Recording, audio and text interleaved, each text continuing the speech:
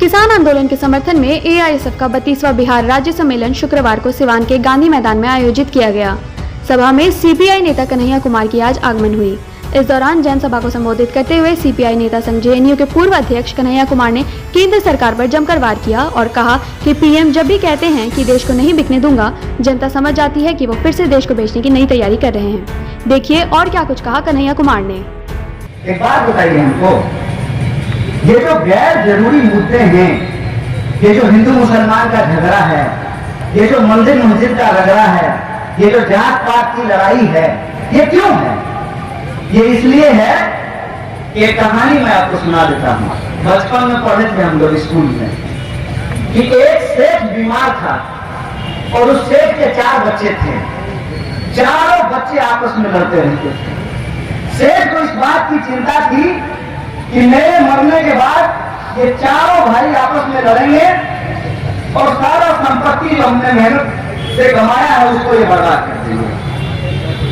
वो सेठ बेड पे पड़ा हुआ था और एक दिन अपने चारों बच्चों को बुलाया और चारों को 4 लकड़ियों का एक गट्ठर दिया, बारी बारी से कहा तोड़ करके दिखाओ।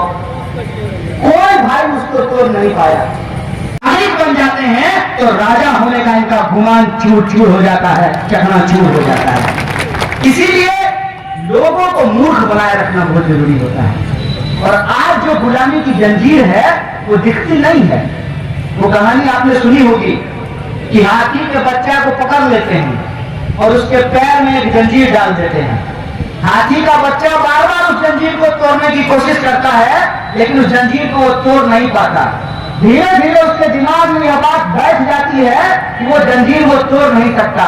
एक दिन हाथी का बच्चा बड़ा हो जाता है, हाथी हो जाता है, जंजीर छोटा हो जाता है, फिर भी उसके पांव उस जंजीर में जकड़े रहते हैं क्योंकि बचपन में उसके दिमाग में यह बात बैठ गई है, वो जंजीर नहीं तोड़ सकता है। हम हाथी का बच्चा है, हम मनुष्य का बच्चा है। हम मनुष्य का बच्चा है, हम सोच सकते हैं, हम पढ़ सकते हैं, हम समझ सकते हैं, हम सवाल खड़ा कर सकते हैं और अपने सवालों पर लोगों को संगठित कर सकते हैं और लोगों को संगठित करके हमारे हक और अधिकार को जो छीनने वाली सत्ता है, जो शक्ति है, उसको हरा सकते हैं और भगत सिंह के सपनों का भारत का निर्माण कर सकते हैं। ये हमारा मनुष्य होने का ताकत होता है।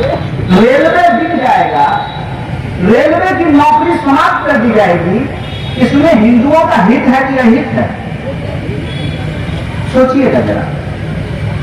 अगर एसएससी एग्जाम नहीं लेती है, एसएससी परीक्षा नहीं लेती है, परीक्षा लेकर के परिणाम नहीं देती है, परिणाम दे देने के बाद नौकरी नहीं देती है और नौकरी का रिजल्ट आ जाने के बाद ज्वाइनिंग नहीं करवाती है, इसमें हिंदुओं का हित है कि अहित है?